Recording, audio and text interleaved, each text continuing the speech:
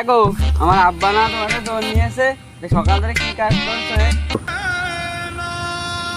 হ্যাঁ গো বাবু, দেখছো না সারাদিন তো রোদ পড়েছে, আমার গা ঘামি আর ঘাম ঘাম হয়ে গেছে। আমি একটু জিরাবো না? আমার একটু কষ্ট নেই? যে রোদ পড়েছে এই রোদে কি কাম করা যায়? ভূত হলেও তো পলাবে।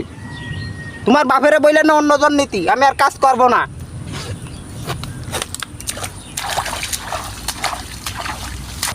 ওরে বাবা, জনের কি পাওয়া রে!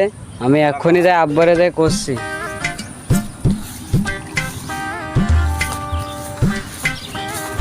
ও আব্বা, কি হইলো রে? কি ঝামেলা বাধা হয়েছে, দেখে আসিস তো। কি হয়েছে রে? বোন তো মাঠে রোদি বসে রয়েছে। রোদি বসে রয়েছে? এই রোদি রয়েছে না ছায়া বসে রয়েছে? রোদি। রোদি? হ্যাঁ। তা তোরে কি কয়েছে? আমার কাছে অন্য লোক নীতি করবে না সে কাজ। তাই কয়েছে? হ্যাঁ। আর রাগ করিস না মনি, যা তাহলে। ওই আমি সালমান দোকানে যাচ্ছিলাম তো, তা এখন যাচ্ছি না, তাহলে এখন আমি ওই মাঠের দিক যাচ্ছি। হ্যাঁ আচ্ছা, ঠিক আছে। আচ্ছা, যাই মাঠের দিক যাচ্ছি।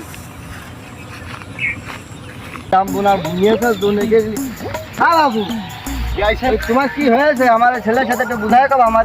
আর বাবু তুমি বয়ে না দিন রদিতেই আমি কাজ করতে ক্লান্ত বোধ করেছি।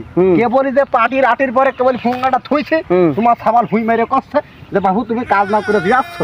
হ্যাঁ বলেছে। হ্যাঁ, এই রদিতে কি আমি একটু জিরাতে পারবো না? আচ্ছা বাবু, জন মিলে মানুষ না বাবু। বাবু বাদ দাও, যাও হয়ে গেছে, যা কাটি দাও, যা আলহামদুলিল্লাহ ওই আটি করে নিয়ে বাড়ি খেয়ে আসবে, ঠিক আছে?